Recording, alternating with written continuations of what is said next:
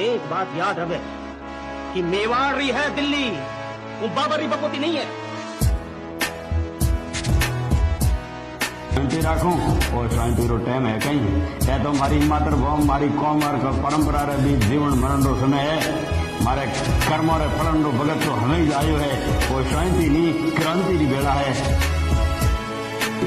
पानी नहीं भाई, पानी ठोड़ खून पीवणो चाहूं, खून बाबर री छाती रो खून पीवणो चाहूं। लाई सके गई भारी तिरस तो नी तो पानी सु बुझवाने वाला है और नी आंसू आंसू।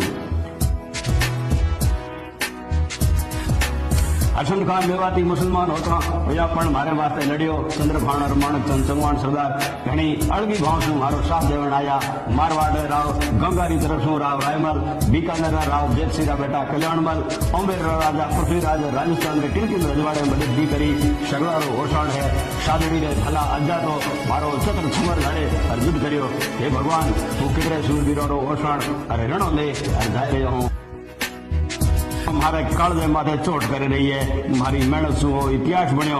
अपन निस्वार्थ भाव सु भारत री आजादी री खातर लड़े रहा हाँ। आपस में एक हाँ पण सरहदी रे घोड़ा री टापा सु इन उजड़े इतिहास रा पांदड़ा कतरी दे और फाटे रहा।